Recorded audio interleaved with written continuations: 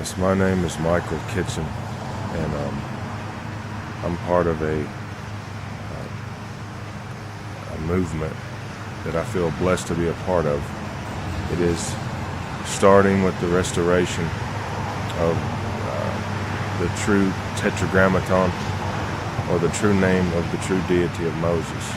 I'm not working with any, let me be clear, I'm not working with any so-called hidden masters of any cults on this earth or elsewhere. No hidden master, no carnal man is teaching me the things that I'll be sharing.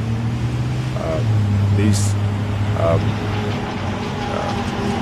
enlightenments come to me from an energy being that is intangible and omniscient and omnipotent, that comes to me through inspiration, dreams, and vision, this sort of communication. The name of this deity, the root name is Yahweh or Yodha. That means I am. The title for El or God in our language, in English, in the oldest language, is Allah. And so it is Yodha za Yodha za Allah. The I am that I am deity is that God, is what I just spoke.